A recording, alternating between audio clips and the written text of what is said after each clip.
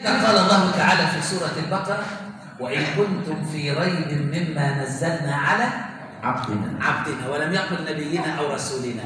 هذه الآيات وهذه التعبيرات تدل على شرف العبودية. فأنت عندما تكون عبد لله أنت في عز وفي شرف في عبوديتك وركوعك وسجودك لله سبحانه وتعالى. Di antara bukti Allah menggambarkan bahwa Nabi kita itu adalah hamba Allah, Abdullah. Dalam ayat di surat Al-Baqarah tadi, wa in kuntum fi raibin mimma nazzalna ala abdina, bukan ala rasulina, bukan ala nabiyina, tapi ala abdina. Jika kamu ragu akan wahyu yang kami turunkan kepada hamba kami, kamu ragu terhadap Al-Quran yang kami turunkan kepada hamba kami. Lagi-lagi beliau digambarkan dalam ayat itu sebagai hamba, ya, tidak disebut ala nabiyina atau ala rasulina, tapi kepada hamba. Karena hamba itu adalah menghambakan, menyembah ubudiyah, menyembah kepada Allah Subhanahu wa taala. Maka ketika seseorang itu menghambakan dirinya kepada Allah Subhanahu wa taala, maka pada saat itu manusia itu menjadi orang yang mulia di sisi Allah Subhanahu wa taala. فالقرآن معجز في كل شيء فيه معجز، وعلينا أن نتدبر ذلك، ولا يمكن أن نقف على إعجاز القرآن الكريم إلا إذا فهمنا معانيه. لذلك الله سبحانه وتعالى أنزل هذا الكتاب ليفهم، أنزل هذا الكتاب لنعرف ماذا يقول ربنا سبحانه وتعالى. كتاب أنزلناه إليك ليدبروا آياته وليتذكر أولو الألباب. لابد أن نعمل العقول في فهم القرآن، لابد أن نتعايش بالقرآن، لابد أن نطبق القرآن في حياتنا. أما أن نقرأ فقط، نسمع فقط، هذا خطأ كبير في حق كلام رب العالمين. Al-Quran seluruhnya adalah mukjizat dari Allah Subhanahu wa taala. Maka Al-Quran itu tidak cukup hanya kita kagumi dari aspek kemukjizatannya, tetapi Al-Quran itu untuk dipahami. Al-Quran bukan untuk dibaca saja, tapi Al-Quran adalah untuk dipahami. Al-Quran adalah untuk ditadabburi. Al-Quran adalah untuk dipraktekkan dalam kehidupan kita sehari-hari. Barulah dia mengandung mukjizat yang hakiki. Tapi kalau kita hanya sekedar kagum, tapi tidak dipahami kandungan Al-Quran, tidak ditadabburi isi Al-Quran, dan tidak dipraktekkan kandungan Al-Quran, maka kekaguman itu hanya sebatas kekaguman semata saja. من إعجازات القرآن الكريم في تعبيراته لفظ زوجة ولفظ امرأة. من هي الزوجة ومن هي المرأة في القرآن الكريم؟ Dan diantara keagungan bahasa Quran itu, kemujizatan bahasa Quran itu adalah diantaranya kalimat zaujah dan imro'ah. Apa itu? Zaujah itu adalah istri, imro'ah itu adalah wanita. Apa perbedaan zaujah sebagai istri, imro'ah sebagai wanita? Yang pasti alat kelaminnya sama-sama wanita. Tapi kenapa kisah dalam Al-Quran ada kalimat zaujah dan apa kalimat yang namanya imro'ah? Apa? Di mana letak kemujizatan bahasa Al-Quran ini? الزوجة يا أحبابي في القرآن، الزوجة هي المرأة الصالحة التي تحفظ غياب زوجها، تحفظه في نفسها وفي ماله وفي تربية أولادها، التي يعني تخاف من الله سبحانه وتعالى في غيابه وتحافظ عليه. هذه زوجة. Yang dikatakan zaujah maknanya istri, itu menunjukkan dia adalah wanita soleha. Ya, jadi kata-kata zaujah dalam Al-Quran itu menunjukkan dia sebagai wanita soleha. Bagaimana ciri wanita soleha? Zaujah yang soleha itu adalah dia menjaga kehormatan dirinya ketika suaminya tidak ada di rumah. Ya, dia tidak izinkan ada laki-laki masuk ke dalam rumahnya. Dia jaga kehormatan dirinya, dia jaga kehormatan rumah tangganya, dia didik anak-anaknya, dia pelihara harta suaminya. inilah kalimat zaujah, kata-kata zaujah istri dalam Al-Quran itu adalah menunjukkan kepada kesalehaannya. إذن الزوجة في القرآن هي التي تنجب أولاد وبنات، والأولاد هم الذين يزاوجون بين الرجل وزوجته. المرأة التي أنجبت هي زوجة. Dan lagi makna zaujah dalam Al-Quran yang menunjukkan bahwa wanita itu bisa hamil dan melahirkan anak-anak. Itulah zaujah di dalam Al-Quran. أما المرأة تسمى امرأة وليست زوجة في عدة أمور. الأمر الأول إذا لم تصل شرف زوجها، ولذلك امرأة العزيز تراود فتاها عن نفسه. خيانة الزوج هي ليست زوجة، إذا خانت زوجها في عرضه هي امرأة، ولذلك القرآن قال امرأة العزيز تراود فتاها عن نفسه. Masya Allah. Jadi kalau kalimat imro'ah ya yang dibedakan dengan zaujah tadi, maka imro'ah itu, kata-kata imro'ah adalah wanita, adalah menunjukkan seorang wanita kalau dia sebagai istri adalah istri yang berkhianat. Maka dia dipanggil imro'ah, bukan dipanggil sebagai zaujah. Kalau zaujah adalah menunjukkan dia adalah wanita yang soleha, istri yang soleha. Tapi kalau imro'ah dalam Al-Quran dia menunjukkan istri yang tidak muti'ah, yang tidak taat, yang tidak soleha atau berkhianat kepada suaminya. وإذا كانت المرأة على غير دين زوجها، يعني هو مسلم وهي نصرانية، هي امرأة. ولذلك امرأة نوح وامرأة لوط كانتا تحت عبدين من عبادنا الصالحين لأنهما مخالفين مع نبيهما في العقيدة وفي الدين. Dan juga kata-kata imro'ah dalam Al-Quran menunjukkan perbedaan akidah, perbedaan keyakinan, bahwa istrinya imro'ah, istrinya Nuh itu adalah bukan orang kafir. Maka imro'ah Nuh disebutkan imro'ah Nuh, bukan zaujah Nuh. Berarti kata-kata imro'ah itu menunjukkan juga perbedaan dalam akidah. Berarti istrinya ini suaminya nabi atau suaminya mukmin tapi istrinya kafir. Itulah kata imro'ah dalam Al-Quran. Wal mar'ah allati la tunjib hiya imra'ah. Dan wanita istri yang tidak hamil, yang tidak mengandung, yang tidak ada keturunan juga dalam Al-Quran disebut imro'ah. لذلك سيدنا زكريا عليه السلام في القرآن لما بلغ من الكبر عتيا وكان يشتهي ويتمنى أن يكون له ولد، وهو دعا وقال رب لا تذرني فردا وأنت خير الوارثين. وبعدين قال يا مريم أن لك هذا لما دخل على السيدة مريم قالت هو من عند الله إن الله يرزق من يشاء بغير حساب. هنالك دعا زكريا ربه قال رب هب لي من لدنك ذرية طيبة إنك سميع الدعاء. فنادته الملائكة وهو قائم يصلي في المحراب أن الله يبشرك بيحيى. ربنا بشره أنه سينجب ولدا. هو كان يتعجب لأنه بلغ من الكبر 80 عاما وزوجته كبيرة، فقال وامرأتي عاقر. عاقر يعني لا تلد، عاقر يعني لا تلد. لكن ربنا في سورة الأنبياء قال وأصلحنا له زوجة. فلما هي هتنجب ربنا سماها زوجة، قال وأصلحنا له زوجة إنهم كانوا يسارعون في الخيرات ويدعوننا رغبا ورهبا وكانوا لنا خاشعين. ففي الأول هي عندما لا تنجب خلي بالك هي امرأتي، لكن لما أنجبت ربنا قال إيه وهتنجب قال وأصلحنا له إيه، مش قال امرأته، قال زوجة. أصبحت زوجة لأنها ستنجب بقدرة الله عز وجل. Masya Allah. Jadi inilah kedalaman Ijazul Quran dari segi bahasa. Salah satu contoh lagi adalah ketika Zakaria sudah berumur 80 tahun tapi juga belum dikabari anak sama Allah Subhanahu wa taala, maka dia berdoa kepada Allah, ya Allah, jangan biarkan saya seorang diri tanpa keturunan.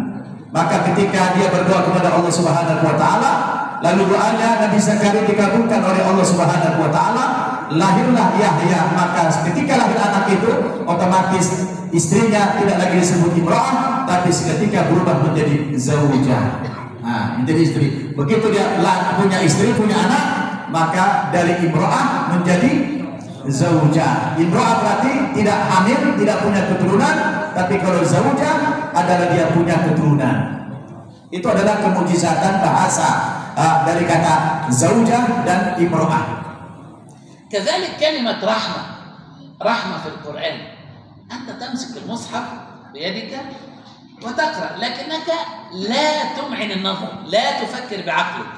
كلمة رحمة تأتي مرة بالتاء المفتوحة المبسوطة يعني ونقطتين، وتأتي مرة بالتاء المربوطة.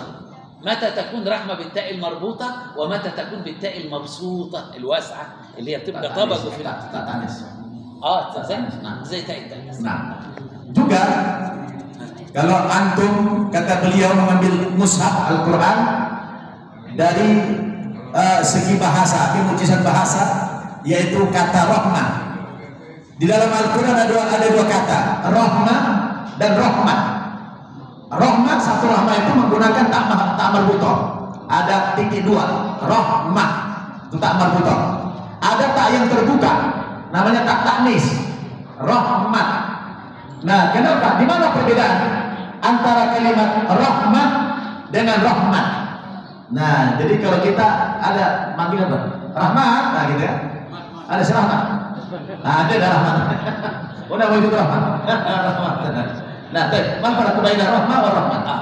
تكون رحمة بالتاء المفتوحة الواسعة، التاء المفتوحة تاء التأنيث رحمة. إذا أضيفت إلى الله إن رحمة الله قريب من المحسنين، لأن رحمة ربنا أكبر من الدنيا وما فيها. أما إذا كانت الرحمة غير مضافة إلى الله فإنها رحمة الخلق فيما بينهم تكون بالتاء المربوطة لأنها رحمة ضيقة قليلة. ما شاء الله. Jadi kalau rahmat pakai tak taknis, tak yang terbuka itu adalah dikembalikan kepada Allah. Berarti kalimat rahmat bahwa Allah Subhanahu wa taala memberikan rahmat kepada orang itu karena kebaikannya. Jadi dikembalikan hidupnya kepada Allah Subhanahu wa taala. Tapi kalau rahmah ini lebih kecil dia. Itu kasih sayang di antara kita. Nah, saya kasih sayang dengan Bapak, itu kasih sayang namanya. Tapi kalau rahmat itu kasih sayang Allah yang lebih luas lagi. Maka kalimat rahmat pakai tak yang terbuka, itu menunjukkan rahmat Allah luas sekali. Tapi kalau rahmat itu kasih sayang yang lebih kecil daripada rahmat tadi. Ini cara kita meneliti ya. Beliau sudah meneliti itu, masya Allah, kalimat-kalimat sama-sama mirip, tapi perbedaannya ternyata mencolok sekali jauh. Anta taqra Bismillahirrahmanirrahim. كلنا نقرأه، كلنا نحفظه، لكن ما معناه؟ ما معنى بسم الله الرحمن الرحيم؟ والرسول صلى الله عليه وسلم يقول كل عمل لا يبدأ ببسم الله فهو أبتر، يعني ناقص ومقطوع البركة. فعلينا إذا أكلنا نقول بسم الله الرحمن الرحيم، إذا شربنا نقول بسم الله الرحمن الرحيم، إذا لبسنا ثيابا نقول بسم الله الرحمن الرحيم، إذا أقبلنا على عمل نقول بسم الله الرحمن الرحيم، إذا نذاكر درس أو نقرأ كتاب نقول بسم الله الرحمن الرحيم. إنك عندما تجد هذه الآية الله سبحانه وتعالى بدأ بها جميع سور القرآن الكريم، بدأ بها جميع السور. في أولها إيه؟ بسم الله الرحمن الرحيم، قل هو الله أحد، بسم الله الرحمن الرحيم، قل أعوذ برب الفلق، ما عدا سورة واحدة التي لم تبدأ بالبسملة. ما هي هذه السورة؟ سورة الإيه؟ التي لم تبدأ التوبة لم تبدأ بالبسملة. لماذا؟ لأن سورة التوبة يتحدث الله سبحانه وتعالى فيها عن عذاب المنافقين والمشركين والملحدين، فليس لهم رحمة عند الله عز وجل.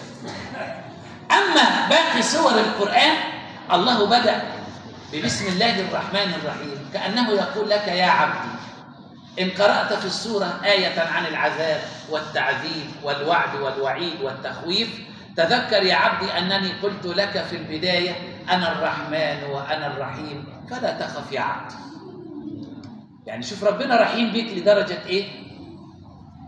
Ya, bila tadi kita sering membaca Bismillahirrahmanirrahim, tapi kadang-kadang kita sudah hafal ya kadang-kadang kita kurang mengerti, memahami makna Bismillahirrahmanirrahim itu. Itu baru Bismillahirrahmanirrahim. Bagaimana dalam semua kegiatan, dalam segala urusan, kita harus mengucapkan kalimat Bismillahirrahmanirrahim. Mau bekerja, Bismillahirrahmanirrahim. Mau makan, mau minum, mau pakai pakaian, semua Bismillahirrahmanirrahim. Bahkan Al-Quran, semua Al-Quran diawali dengan kalimat Bismillahirrahmanirrahim, kecuali ada satu surat saja yang tidak dimasukkan Bismillahirrahmanirrahim, yaitu surah At-Taubah. Kenapa surah At-Taubah itu tidak dimasukkan Bismillahirrahmanirrahim? Karena surah At-Taubah itu di dalamnya banyak bercerita tentang orang-orang munafik dan orang-orang kafir, sedangkan orang-orang munafik dan orang-orang kafir itu adalah terputus dari rahmat Allah Subhanahu wa ta'ala. Mal farq baina ar-Rahman wal Rahim? Apa perbedaan Rahman dan Rahim? Ar-Rahman صيغة مبالغة في الرحمة لكنها مختصة بالله وحده. فلا نقول إلا الرحمن هو الله، لكن لا نقول نبابان رحمن ولا علي رحمن ولا سعد رحمن ولا عبد العزيز رحمن. لا، الرحمن صيغة مبالغة مختصة بالذات الإلهية. أما الرحيم صفة للمبالغة مشتركة بين الله وبين خلقه، فنقول الأب رحيم بأولاده والأم رحيمة بأولادها والله رحيم بعباده. فالرحيم صفة مشتركة بين الله وبين عباده، أما الرحمن مختصة بالله سبحانه وتعالى، فهي أكثر في المبالغة في الرحمة. يعني الرحمن فيها مبالغة في الرحمة أكثر من الرحيم. Rahman adalah satu sifat Allah Subhanahu wa ta'ala yang mutlak hanya dimiliki Allah Subhanahu wa ta'ala, sifat Rahman itu yang tidak berbagi dengan manusia. Jadi Allah satu-satunya zat yang punya sifat Rahman itu. Sedangkan kalimat Rahim, ya, sayang, itu juga bisa dimiliki oleh manusia. Allah Subhanahu wa ta'ala memberikan sifat Rahim juga kepada manusia. Misalnya ibu rahim kepada anaknya, maka wanita itu punya rahim, tapi wanita tidak punya Rahman. Wanita punya rahim. Nah, kalau rahim itu bisa berbagi, itu sifat Allah dan juga bisa diberikan kepada manusia, rahim itu. Tapi kalau sifat Rahman itu mutlak hanya milik Allah Subhanahu wa ta'ala. Allah yang punya sifat pengasih dan penyayang itu yang mutlak. Sama tuh ya.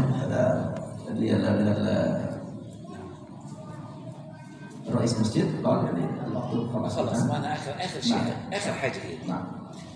كان سيدنا عمر بن الخطاب رضي الله عنه وأرضاه ذات ليلة يتعسعس في شوارع المدينة ليتعرف على أخبار المسلمين، من بات جائعا، من عنده رضيع لا يجد طعاما، يتفقد أحوال المسلمين. هو كان يتعسعس بالليل، يعني يتحسس في رمضان، في غير رمضان. هو كانت طبيعته كل ليلة ينزل في الظلام ويمشي، لا يتصنت أو يتجسس عليهم، إنما يعرف أحوالهم، لعل هناك مريضا، لعل هناك من يبكي بالليل، لعل فيتعرف على أحوال المسلمين.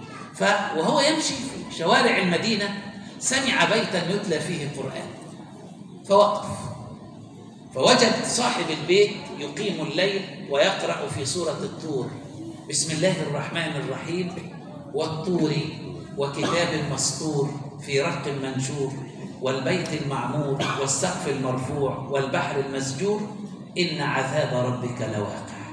فسيدنا عمر عندما سمع الآية إن عذاب ربك لواقع وقع مغشيا عليه وأغمي عليه.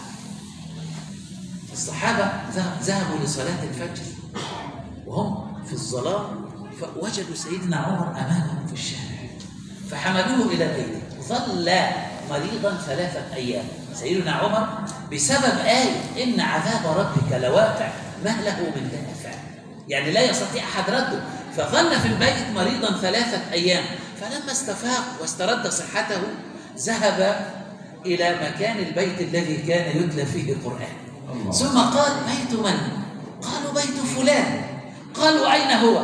قالوا: من 3 أيام كان يقرأ القرآن ووقف عند آية في سورة الطور فزهقت روحه وصعدت إلى الله سبحانه وتعالى.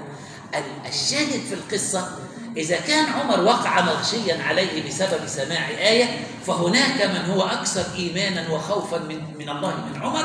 فهذا الصحابي عندما سمع تلك الآية وفكر فيها صعدت روحه خوفا من الله سبحانه وتعالى. هكذا كان حال الصحابة، هكذا كان حال المسلمين الأوائل. أين نحن منهم وأين نحن من كتاب رب العالمين؟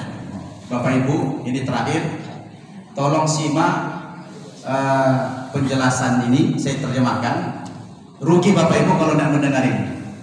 Coba telinga Bapak Ibu fokus dulu. Ini pamungkas, di bahasa ini pamungkas tadi. Ini kalau Bapak tadi dengar ini, tahu artinya pasti nangis Bapak Ibu. Ya, ini pamungkas kalimat beliau barusan ini. Tolong sudah pasang telinganya? Sudah? Udah siap saya terjemahkan? Kata beliau, Umar bin Khattab radhiyallahu anhu, beliau setiap malam punya kebiasaan ronda. Mau melihat-lihat keadaan umat beliau, karena beliau sebagai Amirul Mukminin. Dia lihat jangan-jangan ada di malam yang gelap, dulu gak ada listrik, jangan-jangan ada wargaku yang kelaparan, jangan-jangan ada wargaku yang menangis, jangan-jangan ada wargaku yang sedang sakit. Dia setiap malam itu ronda sampai dalam satu malam Umar bin Khattab radhiyallahu anhu, beliau melewati satu rumah, kok terdengar di rumah itu jam 1 dan 2 malam terdengar suara baca Quran, suara mengaji. Lalu dia tempelkan telinganya ke dinding itu, dia dengarkan bacaan. Kebetulan yang tuan rumah itu membaca Al-Quran, itu surat Tur. Dia simak, karena dia orang Arab, tentu tahu artinya apa yang dibaca oleh tuan rumah tadi. Maka ketika Umar mendengarkan ayat kalimat adab itu, adab Allah itu sangat luar biasa mengerikan, tiba-tiba Umar itu langsung pingsan. Umar itu pingsan. Lalu agak agak berjarak dikit lah dari rumah yang itu, dia berjalan, tiba-tiba Umar itu pingsan, tidak main-main, pingsannya 3 hari Umar itu. Kemudian di waktu sholat fajar, karena dulu gak ada listrik, ada orang pulang dari masjid, melewati jalan, tiba-tiba melihat Umar dalam keadaan tergeletak, dan mereka kenal itu adalah Umar adalah sebagai pemimpin mereka, sebagai presiden mereka, tergeletak di pinggir jalan. Ditunggu sampai dia sadar. Akhirnya 3 hari lamanya Umar itu baru sadar. 3 hari lamanya dia baru sadar. Ya, gara-gara mendengarkan ayat Al-Quran tadi yang kalimat azab Allah itu sangat pedih. Dia langsung ketakutan, pingsan mendengarkan ayat sesungguhnya azab Allah itu sangat dahsyat sekali. Maka begitu 3 hari Umar siuman, Umar sadar. Lalu sahabat bertanya kepada Sayyidina Umar radhiyallahu anhu, ya Amirul Mukminin, kamu aku temui sedang pingsan di jalan raya, tidak ada yang mendampingi Anda, dan saat itu adalah gelap sekali habis sholat fajar. Ada apa ya gerangan ya Umar, ya Amirul Mukminin? Apa yang terjadi? Lalu Umar teringat, dia bilang, saya pingsan karena 3 hari yang lalu itu saya baru saja melewati rumah seseorang yang sedang baca Quran di tengah malam. Dia baca surat At-Tur, maka ketika sampai ayat adalah ayat yang mengancam tentang azab yang sangat pedih itu, saya langsung gemetar ketakutan, dan dalam perjalanan hanya berjarak beberapa meter saya terjatuh, saya pingsan, tidak sadarkan diri, kata beliau. Lalu dicari kira-kira di mana gerangan rumah yang membaca Quran itu. Mereka ke sana, ternyata orang yang baca Quran yang tadi juga gara-gara membaca ayat itu dia sudah meninggal dunia, dia sudah menghadap Allah Subhanahu wa taala. Sekarang di mana keimanan kita, kata beliau? Di mana hati kita? Di mana hati kita sekarang? Dibacakan Al-Quran kita tidak ada rasa takut sama sekali. Dibaca kepada Allah Subhanahu wa taala. Di mana kita letakkan iman Islam kita itu, kata beliau. Maka ini adalah sebuah pamungkas yang luar biasa dari ceramah beliau. Mudah-mudahan kita semua di bulan Ramadan ini diberikan rahmat oleh Allah Subhanahu wa taala. Kita ketika mendengarkan ayat-ayat azab, kita langsung menangis kepada Allah Subhanahu wa taala. Kita berlindung kepada Allah agar kita diselamatkan daripada azab itu, diselamatkan dari api neraka. Dan kalau kita mendengarkan ayat tentang kabar gembira surga, maka kita bersyukur kepada Allah Subhanahu wa taala. Kita bermohon agar kita dimasukkan ke dalam surganya Allah Subhanahu wa taala. Ini saja pamungkas dari apa yang dulu sampaikan tadi. Bagaimana Pak? Pamungkas betul tidak itu? Pamungkas tidak? Berkesan tidak? Secara itu ada orang sampai pingsan gara-gara mendengarkan ayat tentang azab Allah Subhanahu wa taala. Akhiran, Allahumma ij'al al-Qur'an al-Karim rabi'a qulubina wa nura sudurina wa dhahaba humumina wa humumina ya rabbal alamin. Ij'alna ya rabbana mimman yuhadiduna halala wa yuharrimuna harama wa ya'maluna bimuhkamih wa yu'minuna bimutashabih wa yatlunahu haqqa tilawatihi 'ala al-wajhi alladhi yurdika 'anna ya rabbal alamin. اللهم اجعل القرآن قائدنا إلى الجنة ورضاك يا رب العالمين وصلى الله وسلم وبارك على سيدنا محمد والحمد لله رب العالمين والسلام عليكم ورحمة الله وبركاته.